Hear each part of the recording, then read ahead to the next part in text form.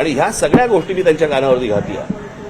परंतु आपल्याकडे कसं होतं, या सगळ्या गोष्टी सांगितल्या तरी आपल्याकडच्या लोकांचा विश्वास बसत नाही. नाही काहीतरी असणार, ह्याच्यामध्ये पण काहीतरी असणार तर असणार. मग तुम्हाला काय चर्चा करायचं, चर्चा करत बसा. मी जो गेलो होतो तो ह्या गोष्टींसाठी गेलो होतो. त्यांच्याकडे ते सगळे परत अख्खी फाईल दिलेली आहे, ती संपूर्णपणे त्यांनी त्या गगनंदीकडे पाठवली आहे. पुढचं काय होईल ते मला असं वाटतं गगनंदीला विचारा. सर, जसं तुम्ही म्हणालात की परप्रांतीय जे येतात त्या संदर्भात काही कुठेही नोंद केलेली नसते, पण आता सध्या बांगलादेशी यांच्या संदर्भातली कारवाई सध्या घेतलेली बघायला मिळते. प्रश्न असा आहे ना की या सगळ्या गोष्टींचा विचका झालेला आहे. आपल्याकडे कुंपणच शेत खातंय. या सगळ्या लोकांना आधार कार्ड आणि रेशन कार्ड आणि सगळ्या गोष्टी कार्ड देणारी माणसं इथलीच आहेत ना. त्यांच्यावर कारवाई कोण करणार? माणसं येत आहेत त्याला तुम्ही फुल प्रूफ त्यांना अख्ख्या सगळ्या गोष्टी त्यांच्या हातामध्ये देताय. हे देणारी माणसं कोण आहेत? आपलीच माणसं आहेत ना. त्यांच्यावर कधी कारवाई होणार आहे?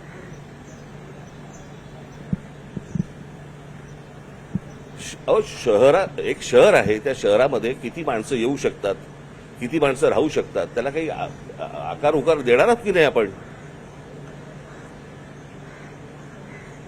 कोणी उठायचं आणि कुठेही जायचं आणि कुठच्याही शहरामध्ये राहायला सुरुवात करायची, असं होऊ नाही शकत. मला असं वाटतं या गोष्टींचा राज्य सरकारने आणि केंद्र सरकारने दोघांनी विचार केला पाहिजे.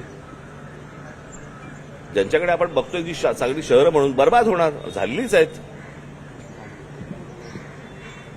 आणि मला असं वाटतं की मी एक राज्याचा नागरिक म्हणून, एका पक्षाचा अध्यक्ष म्हणून, एक विरोधी पक्ष म्हणून मला असं वाटतं काही गोष्टी सजेशन्स हे मला असं वाटतं सत्ताधाऱ्यांना सांगणं गरजेचं आहे, देणं गरजेचं आहे. आणि त्याच्यासाठी मी यांना आत्ता नाही परत भेटीन.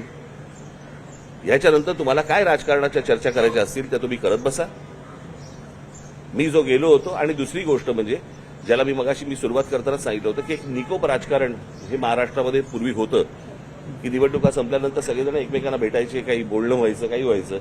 या सगळ्या गोष्टी आता संपलेल्या आहेत, बंद झालेल्या आहेत. आणि प्रत्येक गोष्ट ही तुमच्याकडे तिरस्कारानेच सगळ्या गोष्टी आपल्याकडे पाहिल्या जातात. ते असं बघून नाही चालणार. यातनं हाताला काही लागणार नाही. आणि मला असं वाटतं की विरोधी पक्षाची भूमिका ही योग्य रीतीने पार पाडली पाहिजे. जे काही जिथे सरकार चुकेल तिथे ठणकावलं पाहिजे. आणि सरकारला मला असं वाटतं की, आणि हे उद्या आम्ही सरकारमध्ये असू, त्यांनी हीच गोष्ट केली पाहिजे. या पद्धतीनेच मला असं वाटतं राज्य चाललं पाहिजे. तरच लोकांच्या हाताला काहीतरी गोष्टी लागतील, अन्यथा काही लागायचं नाही. नगरसेवकाबाबत ए बाबा राहू दे. नंतर राज ठाकरे यांनी प्रसारमाध्यमांशी संवाद साधलेला आहे. शहरांची स्थिती बिकट आहे. पार्किंग व्यवस्था, रस्त्याच्या विषयांवर त्यांनी एकनाथ शिंदे यांची भेट घेतल्याचं त्यांनी स्पष्ट केलेलं आहे. कोणतीही भेट ही राजकीय दृष्ट्या पाहू नये असंही राज ठाकरे यांनी म्हटलंय.